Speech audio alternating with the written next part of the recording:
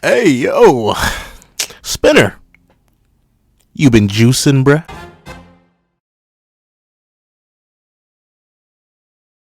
Thank you to our final patrons, Strawbones, Redwolf4765, Midnight Gemlord, and Artgoon555. Now, before we hop into this breakdown slash review of chapter 369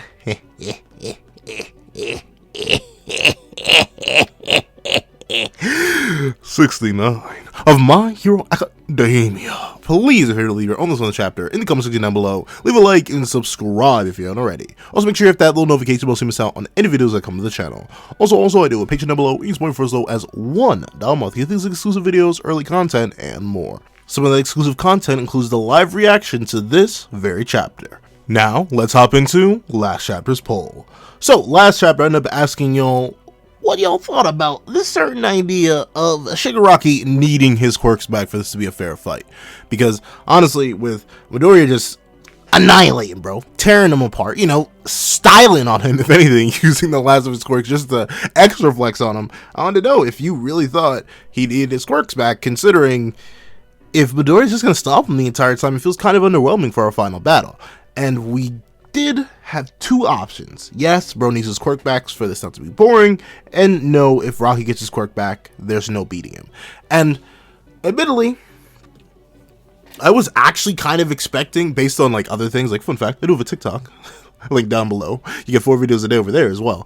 But I kind of did ask a variation on this question over there, and I got a lot more mixed results. So for this one, I was expecting some mixed results too, but with an overwhelming 82% of the vote, yes, bro needs his quirk back for this to not be boring. And yeah, a lot of y'all agreed with me on that idea. Only 18% of y'all said no, he can stay quirkless. And I agree, right? Because admittedly, it wouldn't be the first time our final battles in big shonen manga haven't been like one-sided beatdowns into another one-sided beatdown. Like, I'm thinking of Bleach. I'm thinking of, man, I don't know why Aizen versus Ichigo comes to mind so quickly. But even the end of Bleach, ironically enough, like, you have many other examples of where things just become like, hey, character got to power up, one-sided beatdown. And I don't know, it's just not. It just doesn't hit the same. It's not as good as what could be, especially with all the set we have for All for One. What's the point of making this quirk that allows him to use multiple quirks if he's not allowed to use multiple quirks? So I'm glad we're on the same consensus with that, mainly because we waited all this time, we wanted all of this, so for it to just not be given to us would be kind of whack. So I'm glad we agree. However, thank you for participating in last week's poll. Make sure you get your input in on tomorrow's poll, dropping at 12 p.m. to make sure your input is included for next week's review. Now, let's hop into chapter 369.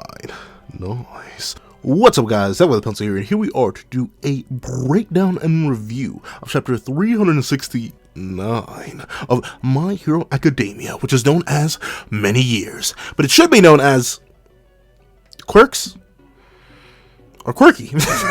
I guess that's what we gotta call it, because I have no other way to describe this chapter other than quirks or quirky. However, let's not waste any more time. Let's hop right into the review. So we open up and we do get to see that we are many years in the past during the second wielder of One for All's time.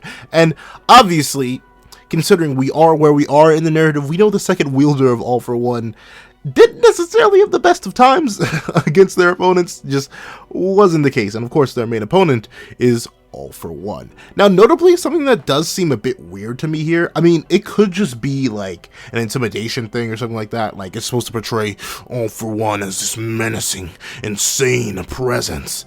But, why are we still hiding his face? Like, I 100% get why the second user is all like inked out and like you see a small portion of their face, right? Mainly because, you know, they have some life juice spilling out from their cranium, so thusly they're gonna be a little bit soaked up. But I don't know, All for One's lower face is hidden, and I'm not exactly sure why. Like, usually it was reversed. Usually you would see his lower face but not see his upper face, but now we're not seeing his lower face, and I'm not sure. I mean, part of me wants to say it's just due to the fact that, oh, we're trying to build up the narrative that All for One is this scary, mighty, earthy individual. But one, we kind of already did that. 2, we already know what his face looks like. And 3, if you were trying to do that, I don't know, I feel like the shading wouldn't be so weird. You wouldn't have the weird lines that almost look like tears coming down from his face go directly into the black and fade at weird angle. Like, I don't know. It's weird because of where we are in the narrative. We've seen All For One's real face in its entirety a couple times at this point in multiple panels. So I'm wondering why Hori did this. I'm assuming it's just a whole like, oh, his girth, it's so girthy and mighty. Like, maybe it's just that. I'm assuming it's just that, though it's still weird. However, we do get to see that I'll admit, I give the second user props. They do not play no games. They, as All For One is holding them up, staring at them in the eyes, we see the second user had that piece on him. He put a switch on it. Like, he put a switch on his quirk, and he was ready to take All For One out. Shout outs to his mentality. Still don't know why he changed it. Still don't know why he's trying to support Midoriya right now. Still don't know why we're trying to... Don't worry. The videos in the works should be out pretty soon on why I don't think Shigaraki should be saved. And hopefully once I release that video, I can just reference back to that video, and you will never hear me complain about the whole saving Shigaraki plot ever again. However, we do get to see as the second user is like, take my Splagaki! Yeah, it just didn't... It didn't even work. And, like, I'm not even sure what All For One did here. Like, it's such a strange thing. I'm no real idea what he did here. It looks like he disintegrated the little pea shooter, but how? I don't know. Like, he has one hand raised. It looks like the pea shooter went over it, but it kind of just breaks apart. I don't know. It's very, very weird. I mean, it's cool because, you know, it's All For One being swag. And it's a weird thing, right? I do make endless and infinite complaints that All For One should not be the final villain. All For One being the final villain is a retcon. All For One being the final villain is lazy writing. All For One being the final villain ruined a majority of the narrative that we had set up for over 200 chapters by the time the twist reveal happened. And I stand by that. I guarantee it, and I stand by it. But he still's cool. Like, I can't, on the superficial level, as boring as he is as a villain, I don't know, I'd actually do really like the comic book motivation just because it's so stupid. Like, it's stupid to an unbelievably stupid degree. Like, he has no reason to be evil. He has no reason to be mean. He could have just been a cool guy that lived a while, but no, he had to be mean and evil, whatever. He's still cool. Like, I can't help it. He's superficially cool. He is swaggy. He has the exaggerated swagger of a quirk-filled man, and I can't knock his hustle for that. Though I still wish he wasn't here. So it's cool to see All For One like this, but just my biggest issue, I think, with All For One as a quirk, and what happened with All For One, or no, One For All, no. See, I'm speaking wrong. The biggest issue I have with All For One and One For All as quirks is that until One For All doesn't have this problem much anymore, because we have all of them now.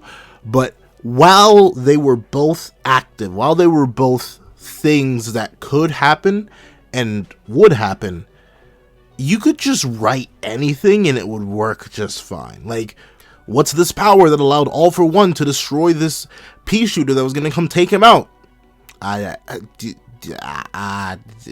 Quirks.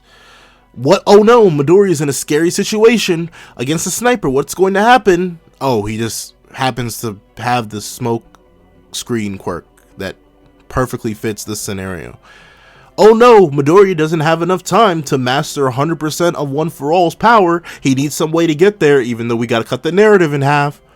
Oh, well, you see, funny thing about that, he actually just has a quirk that allows him to just cheat the 100% limit, and thus he doesn't actually need to master One For All anymore. Oh no, Shigaraki / All For One's new body is as strong and as fast as Prime All Might. Whatever are we to do? Oh, actually, fun fact, the final quirk allows Midoriya to adjust the speed of things, including himself and others. So he actually doesn't need to be as powerful or as fast as Prime All Might using this basic one. Like, they are the thickest, purest, juiciest Deus Ex Machinas that can just exist. Because you can literally just write anything, and until One For All was fully revealed, and then All For One, whatever he has, I just can't get mad because it just happened. Sure, I guess that power could have existed in there the entire time without any foreshadowing. Sure, same thing with All For One, and it kind of just leaves the both powers and the quirk system as a whole feeling kind of like underwhelming and empty, because it feels like Horikoshi writes quirks for situations rather than having quirks structure situations. And I don't know, I'm just not the biggest fan of it. However, we do get to see, back to the plot, sorry, one of my complaint ramble again. You know, I bet people wonder, like, man, this guy complains so much about My Hero Academia, why did he even read it? Because I still do love it. I'm kind of just a victim here now. I'm stuck here forever. But we do get to see that Oliver One is just sick and tired of it, right? Because obviously this is the first time he's really experienced it. Like, this is the guy who helped take his brother away from him, for one. And two, as far as he knows, is the first and maybe last user of One for All, something he accidentally gave his brother, if he even knows that at this point. So obviously he's livid. And it's amazing to see that All for One, in this recollection, in this flashback, as he likely just annihilated the second user, you can even see it where All for One seems to snap him as the second user smiles. All for One is just annoying because, like, this tiny little bug, this insignificant quirk, this father McDaughter ability, how could it be so useful? And we cut back to the present, and we do get to see that as we see Midoriya, who is looking more and more like the Thing from Marvel with each chapter that Hori draws him, is certainly being hunted, chased down, rushed down by Midoriya. And we do get to see, once again, I get it. I told, my friend told me this, and I should have internalized it when he told me it, because he told me it. It was when I first complained about One for All being allowed to super break your fingers. I remember it was way back in the tournament arc. What was that, like early 30, 40 chapters of the series? When I complained to him about it, he looked me dead in the face and said, "Pencil, come on now, bro. You know quirks are just magic. Don't expect them to make sense." And I didn't want to believe it, right? Because I've seen good power systems that stick to their rules. I've seen Nen. I've seen Cursed Energy. I've seen other things. I know it can be done. But I just gotta accept it. Quirks are magic, because somehow, some way, and I know it will probably be justified, like, oh, but he's connected to One for All because he originated the quirk and blah blah blah. He couldn't see these things before. Why can he see them now? But for some reason, he can see the vestiges of One for All in Midoriya, around Midoriya. Like, I get it from Midoriya's POV, like, they're standing behind him, but I guess from now also All for One's POV, they're standing there. I don't know. It just feels, I just don't get it. Like, I wish I had a more, like, concrete, like, my issue is, it makes no sense. Like, how can you see vestiges? Like, these aren't even the real people, by the way. These are essentially copies of their personality from a certain point in time that they had One for All, and then that's it. Like, there's nothing else. That's all these things are, and they happen to exist within One for All, which is inside Midoriya. But somehow they're physically manifesting themselves outside of Midoriya to a point where Shigaraki can recognize them. I'm goody about. Like, I'm not exactly sure how I'm supposed to rationalize it, so I just won't.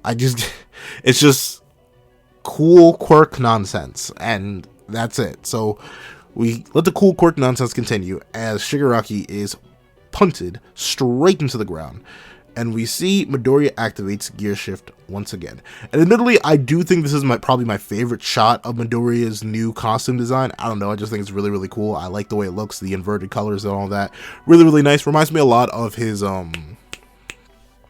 third hero movie, third suit.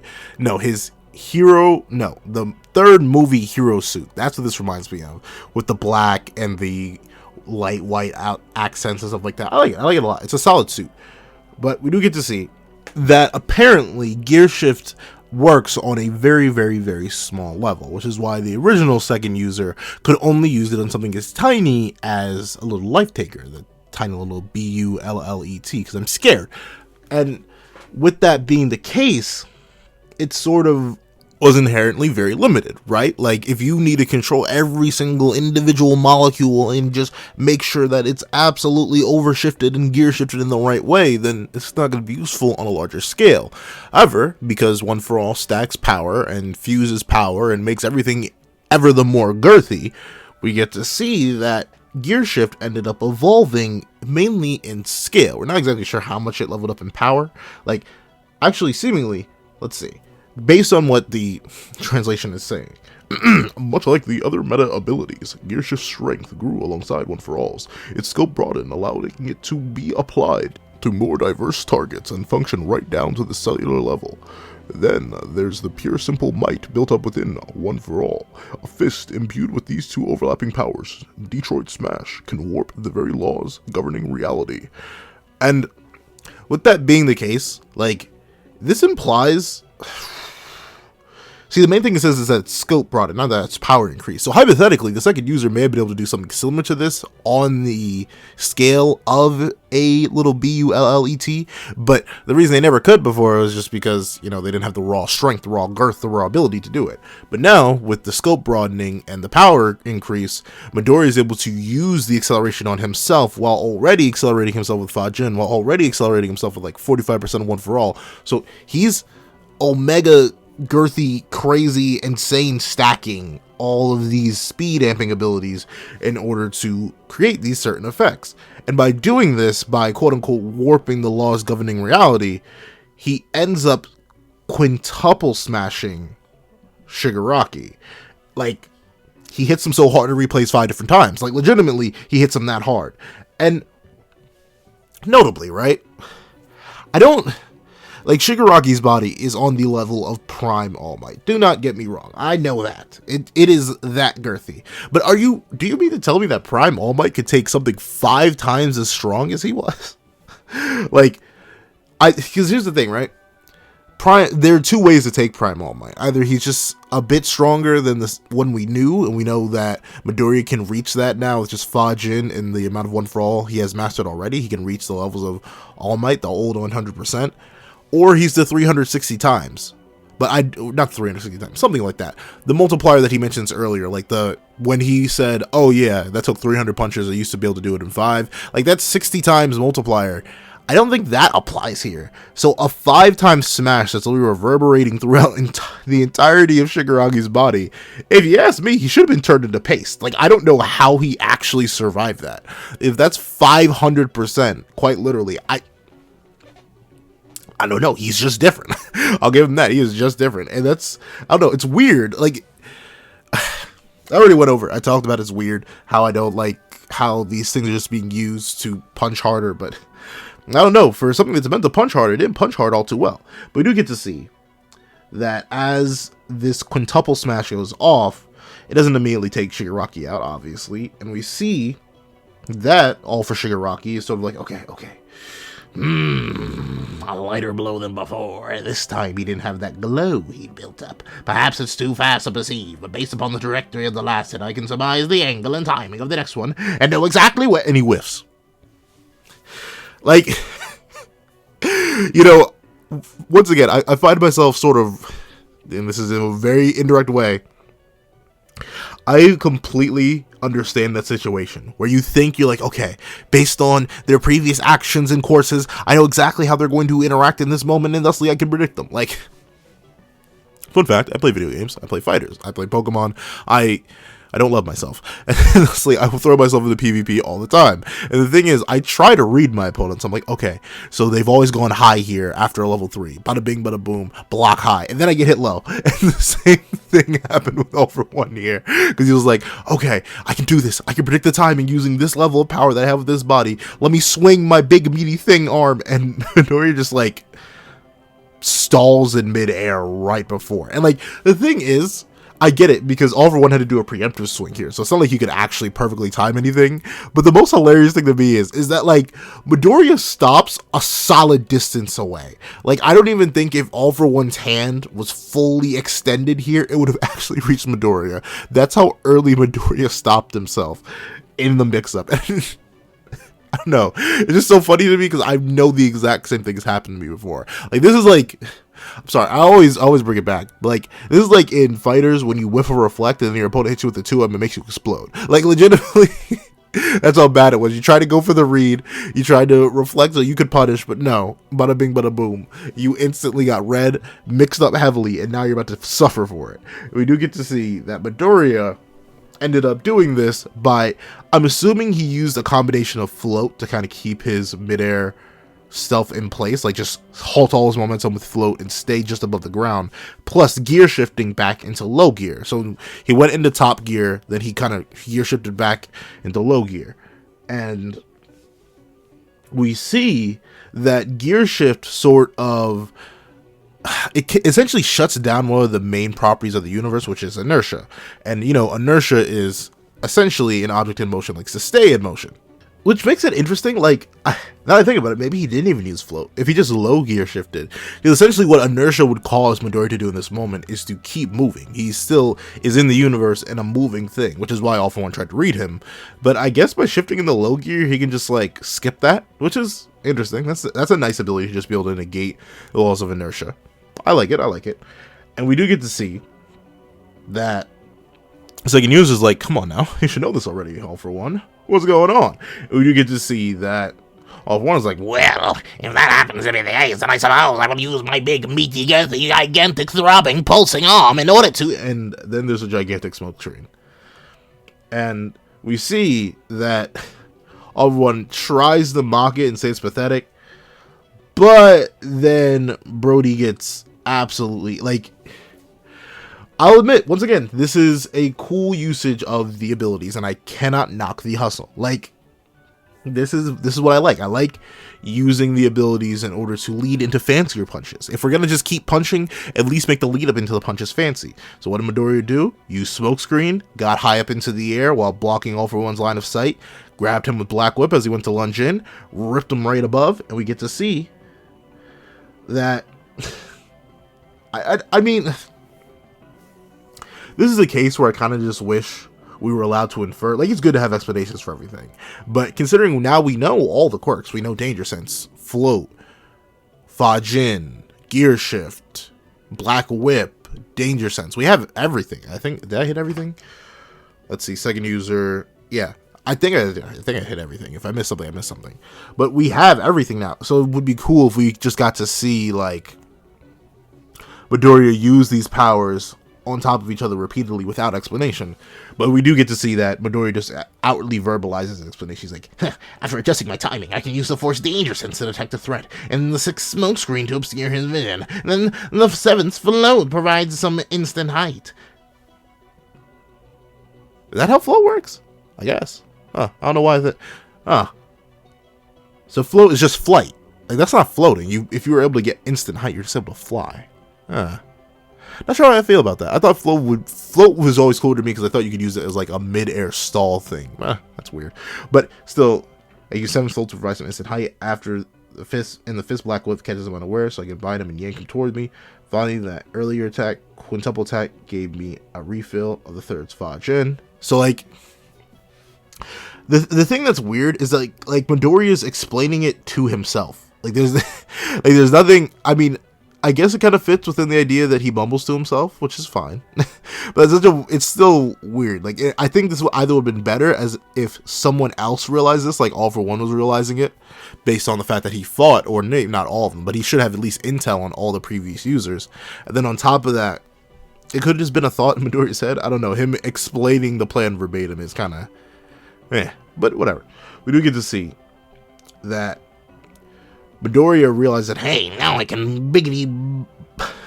I don't know what I was going to say there, but now I can slam him into the ground with all the might thanks to Gear Shift. And this is what I assume is Banduro's whole, like, you will complete One For All. Like, the complete version of One For All is using all the powers in tandem like this. So, he's doing that. He has completed One For All. And we do get to see that apparently, according to the second user, their meta abilities were never what All For One should have been afraid of. Rather, he should be afraid of the reason why someone would use the meta abilities that they have. And apparently, according to the second user, true power lies within an individual's intent. And due to this, the reason All For One is going to lose here is because his intent is inherently evil. And okay. I talk about it here. Okay, I'll talk a little bit about it here. You know, one of my favorite things about My Hero Academia was the inherent complexity of its story. One of the opening lines of the series, if not the opening line, is that all men are not created equal. You know, big bars. And that's a thing that we as humans don't necessarily like. We don't like the fact that there are inequalities and stuff like that. Like, you ask your average person, do you believe there should be inequalities in the world and that some people should just be inherently better than others? And most would say no, and some would argue that all people are made equal. You know, that's what we try to argue in a lot of constitutions and stuff like that. However, what that implied was an inherent level of complexity. Things were not simple. Things were not easy. There was never going to be one clean, clear-cut solution that made everybody happy. And that's why I like Shigaraki so much as a villain and what I assumed for the longest time to be a final antagonist. Because sure, you could punch the bad guy. You could beat Shigaraki. But the main issue is that just because you beat him didn't mean you beat what created him. It meant that the story was going to be put in this really rough, really complex spot where they would have to deal with the ideas of the flaws in their society. And thusly, there was no really inherently good and inherently evil side. One of the only things I will agree on about the Shigaraki narrative about him being a victim, I don't believe he's a victim after all he's done, but I believe the initial victimization of him is born of the toxicity and bad nature of the hero society. Learning about that side of it and dealing with that side of it would have been one thing, and it made the defeat of Shigaraki an ever complex thing. It was never going to be simple. Just because Shigaraki was the bad guy this time doesn't mean that Midoriya couldn't have been the bad guy in another world. That's the thing. That's what makes it beautiful. The society would forever produce flawed, disgusting, terrifying monsters because of simply how it worked. And thusly, we had a complex system that had many complex flaws that we would have to take care of if we ever hoped to end this series on a better note than where we began. But the main issue that All For One does by bringing it here is that he makes it so simple. All For One is evil, that's why he's going to lose. Midoriya is good, that's why he's going to win. I mean, okay, yeah, but that's nowhere near as interesting as what we had set up to this point. I don't know, it's just saddening. But I feel like I've made this complaint before. I'm definitely going to make a whole video talking about it, so let me just leave it at that. But though we do get to see that All For One is not going to be allowed to hurt anybody else. And Midoriya hits him really hard. He blows away all the finger armor. Thank the Lord. It was really ugly. And we see that as he does this, as all the fingers fly away, All For One, still in Shigaraki's body, just now has a gaping hole in his chest. Like, golly gee willikers, Midoriya, he gaped that boy. And do whatever you will with that. I hope there aren't. I hope, you know what? Let me not even finish that sentence. If you know what I'm thinking, you know what I'm thinking. But with that being the case, we do get to see that due to their close proximity and the fact that quirks are magic, I guess you can I can make up a fake explanation for this, like, oh, due to the fact that a One For All was born of All For One, and then All For One and One For All share a blood tie. Now the quirks have begun to do their magical quirk resonance, and with their magical quirk resonance, All For One and One For All, and All For One and One For All, they're brothers. They can see each other due to the magical, wonderful, wavy, wacky, wonderful, amazing world of quirks. They're now sharing. It's like a data link. It's like two Apple products that are linking together. Nah, but like, with that being the case, I guess that's why they can see each other now. Like, the Vestiges can see All For One, and One For All can see the Vestiges. I suppose. And with that being the case, we get what seems to be an insight. And notably, All For One says this. I can see, my brother, the young man with the bean eyes in reference to Mirio Togata was correct. The course of this battle, the chain of events leading to this moment, has shaken the balance of their supposed meddling. Here it comes. Your moment, kid. Don't forget what Shimura said. You can't take it easy just yet. Giving everything you've got, you say. And that business about quirks, surely you jest. Oh, that's all for one again. Hold on. Giving everything you've got, you say. And that business about quirks, surely you jest. I haven't used a single quirk yet. I've yet to brandish the value of this body. They're to blame, wretched unsightly eraser, and his band of merry brats, and this tomb of theirs, this sneaky, ramshackle ploy to divide us. Oh, the whole sequence of events that led to this moment. It's making me... Oh! And... okay, things to say. One... Like I said, I think that the two are just like having a Wi-Fi glitch where they can now see each other. Okay, whatever. I guess it makes sense. But with that being the case, we see that the second user is reminding Midoriya of what Nana said, which was you can try and save my grandkid, but you may need to smack him just to be safe. So don't let your guard down about him. And we see Midoriya, he's starting to feel the repercussions. What looks like the repercussions. He's foaming at the mouth, he's steaming a bit, he's sweating a lot. And he seems to have like dark bags around his eyes. So obviously Gear Shift is coming with some drawbacks on top of stacking all the other quirks together. Though we do get to see that, strangely enough, in a moment, Shigaraki in the... I don't know. It is just like unbelievably ugly to me. Like Horikoshi's art is gorgeous. Let me clarify. Horikoshi's art is gorgeous. I'm not sure what I would do. No, I have limits. There are limits, but still, like the level of artistic power that Horikoshi has achieved, just chef's kiss. It's amazing. But golly, he's been drawing Shigaraki just nastier and nastier. Like this gigantic. It's probably the thumbnail. Is it the thumbnail? It may be the thumbnail. There's only one other shot that could be the thumbnail, but I think that may be too generic. I think I know what the thumbnail will be. But if that being the case, it just looks so ugly.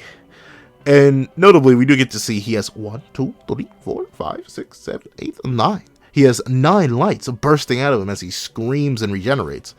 And I guess what I'm assuming is going to happen here is that he's going to use this new Wi-Fi connection that he has, the One for All, to access all their power. So like we may never actually get to see the quirks that Shigaraki supposedly had, but we're gonna get like a quirk off between One for All and its older brother. So, I mean, it's cool.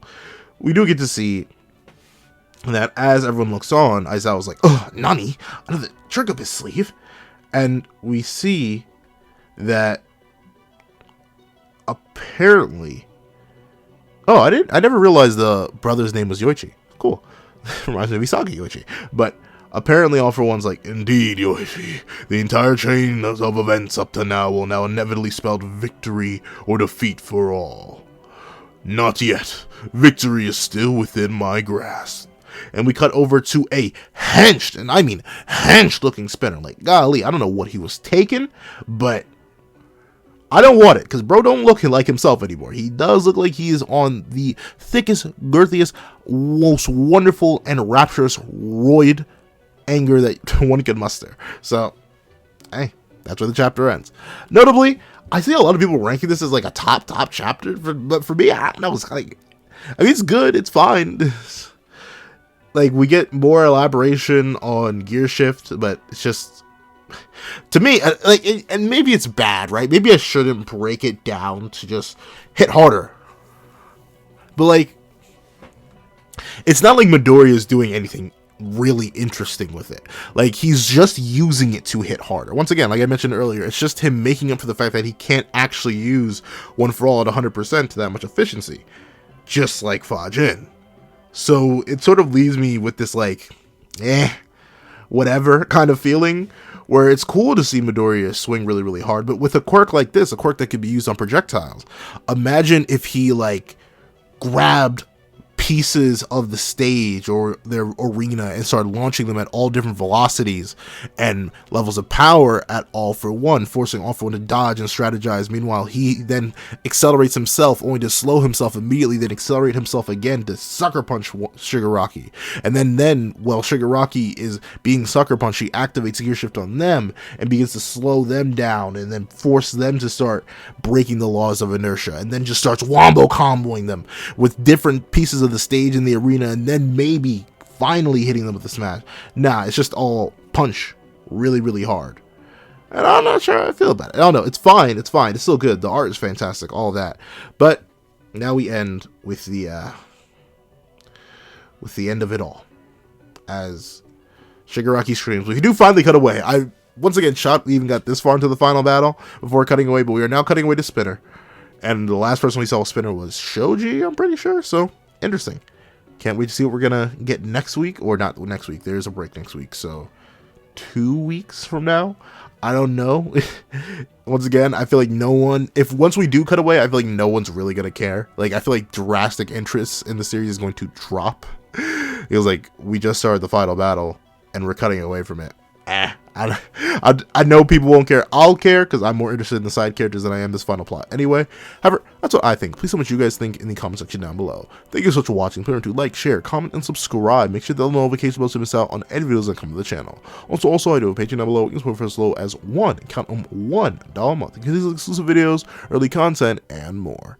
Now, thank you so much for watching once again, and I hope you guys have a wonderful day. This is Dago the Pencil, writing off.